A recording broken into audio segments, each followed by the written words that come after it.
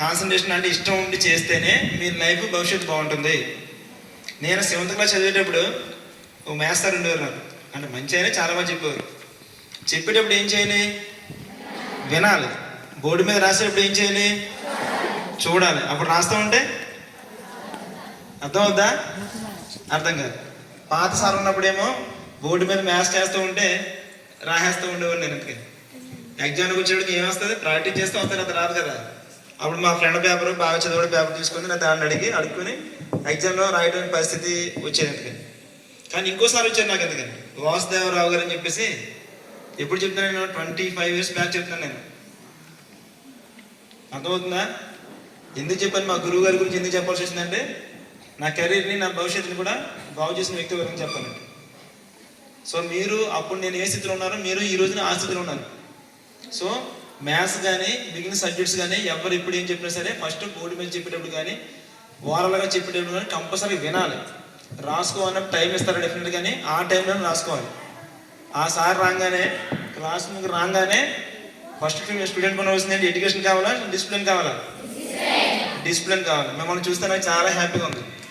2 పెట్టుకొని నీట్గా యూనిఫామ్ వేసుకొని అందరూ టైస్ వేసుకొని very good, very happy madam.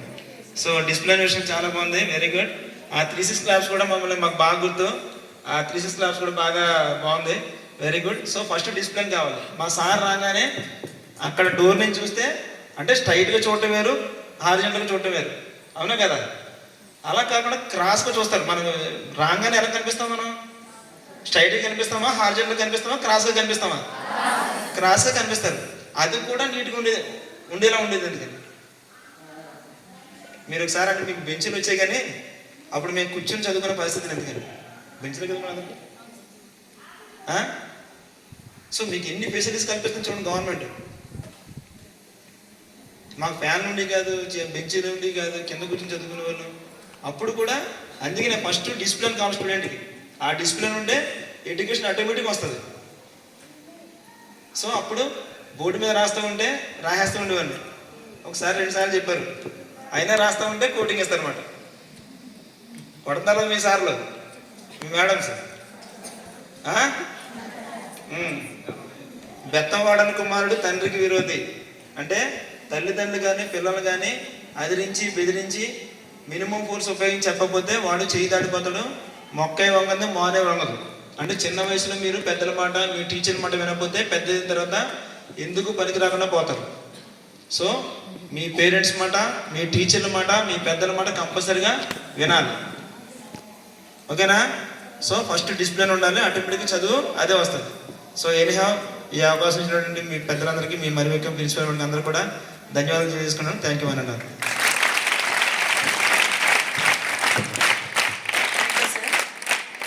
చాలా వాల్యుబుల్ వర్డ్స్ చెప్పారు మా పిల్లలకి. మీరు ఇప్పటికీ మీ గురువు గారిని గుర్తుపెట్టుకోవటము, మేము గురువులం కాబట్టి మాకు చాలా సంతోషంగా ఉంది. నిజంగానే కొంతమందిని మర్చిపోలేము మన జీవితంలో. మార్గం చూపించినటువంటి టీచర్స్, ముఖ్యంగా లోయర్ క్లాసెస్లో ఫస్ట్ మనకి ఒక మార్గం చూపించినటువంటి టీచర్ మనకి జీవితాంతం కూడా గుర్తుంటారు. పెద్ద పెద్ద క్లాసులకు వెళ్ళి పీజీస్ చదివేటప్పుడు చెప్పే టీచర్స్ మీద కన్నా కూడా లోయర్ క్లాసెస్లో పాఠాలు చెప్పినటువంటి టీచర్కి మన జీవితాల్లో చాలా ప్రాధాన్యత అనేది ఉంటుంది. మీ అందరికి కూడా అట్లాగే ఉంటుందని నేను అనుకుంటున్నాను. సరే, ఇప్పటికే కాలాతీతమైంది కాబట్టి మన ఈరోజు ముఖ్య అతిథి గారు సిఐ గారిని మాట్లాడవలసిందిగా అభ్యర్థిస్తున్నాను.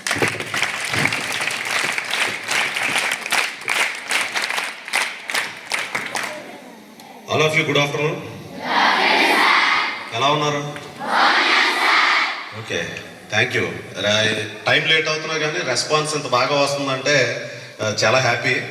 అయితే ఇంకో గంట వరకు మాట్లాడచ్చు అనమాట నేను. Okay, thank you. ముఖ్యంగా ఇప్పుడు మొదటగా మొన్న జరిగిన ఇంటర్మీడియట్ పరీక్షల్లో ఉత్తీర్ణత సాధించి మంచి విజయాలను అందుకున్న విద్యార్థులందరికీ కూడా నా హృదయపూర్వక ధన్యవాదాలు. ఓకే, చాలా మంచి విజయాన్ని సాధించారు. ఇంకా భవిష్యత్తులో కూడా మీరందరూ కూడా మంచి మంచి విజయాలు సాధించాలని మనస్ఫూర్తిగా కోరుకుంటున్నాను. అదేవిధంగా మీరు ఈ విజయాన్ని సాధించడానికి అనుక్షణం మీ వెన్నంటి ప్రోత్సహించిన మేడం గారు శ్యామలాదేవి గారికి కూడా, అదేవిధంగా స్కూల్ మిగతా స్టాఫ్ అందరికీ కూడా నా కృతజ్ఞతలండి. Thank you. అదేవిధంగా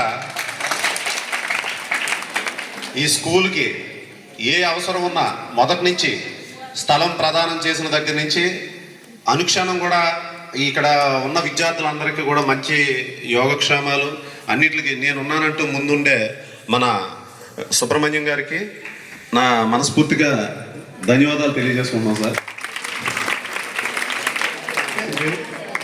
ఇంకా ముఖ్య విషయం ఏంటంటే, మనం ఏదైనా నేరం జరిగిన తర్వాత, నేరాలు ఎందుకు జరుగుతాయి, చాలా వరకు మనకి నేరస్తులుగా ఎందుకు మారుతారు, వాళ్ళకున్న పరిస్థితుల వల్ల, వాళ్ళ చుట్టూ ఉన్న పరిస్థితుల వల్ల నేరస్తులుగా మారడం జరుగుతూ ఉంటుంది.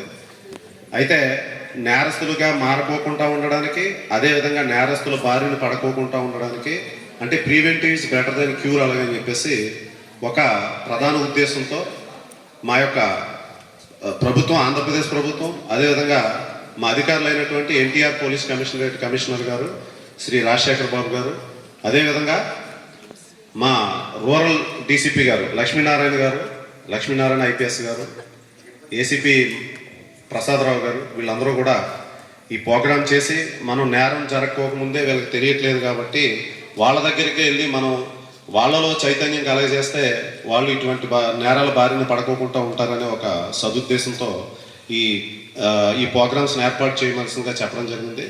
దీంట్లో భాగంగానే మనందరం కూడా ఈ ప్రోగ్రామ్స్ అన్ని కండక్ట్ చేస్తున్నాం.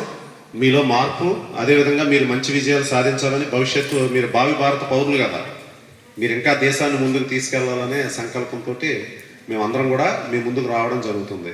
ఓకే.